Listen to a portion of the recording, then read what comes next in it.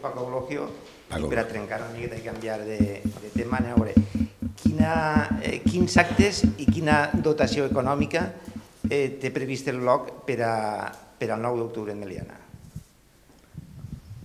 Per al 9 d'octubre en Meliana? Sí, per la festa del 9 d'octubre en Meliana. Home, pressupost ara mateix no elaborem nosaltres els pressupostos, però a veure, intuïs per a on vas. Nosaltres, ara mateix, i sempre ho hem dit, per a nosaltres a Meliana la festa del 9 d'octubre durant molts anys i tradicionalment s'ha celebrat en la volta a peu del 9 d'octubre. Aquest seria l'acte central. També sabem, perquè és un tema generalitzat, que ara mateix muntar una activitat com aquesta és més costosa a nivell econòmic, a nivell de patrocinis també està costant més. Per tant, jo crec que ara mateix fa falta un suport de l'Ajuntament, més, no només a nivell econòmic, sinó també en fer gestions per a facilitar aquests patrocinis, per a que aquesta activitat que porta més de 20 anys a Meliana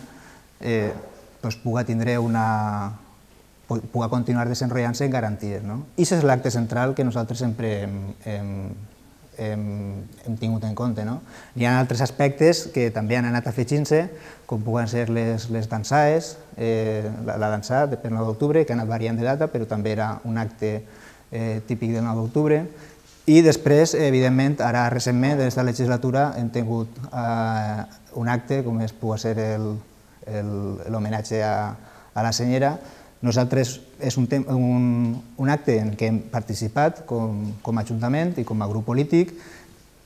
Sincerament, entenem que no és necessari fer-lo tots els anys. Això no crec que sigui necessari estar fent l'homenatge a Meliana, a la senyera, cada any. Jo crec que se pot això dinamitzar d'una altra manera. Sí que se poden fer exposicions commemoratives del 9 d'octubre en temes que estan vinculats a la societat valenciana i a Meliana. Ara mateix, ja que està agafant una miqueta de ressò el tema de la indústria noia, del mosaic, etc., seria un bon motiu per al 9 d'octubre poder fer en algun moment una exposició sobre el que ha sigut la ceràmica i el mosaic noia a Meliana i la indústria. Són aspectes que se poden afegir. Jo crec que hi ha uns actes centrals, tradicionals a Meliana durant molts anys, se poden fer altres coses i jo crec que per a, evidentment, poder equilibrar els pressupostos, poder renunciar a unes coses i centrar-se en aquelles que realment vertebren.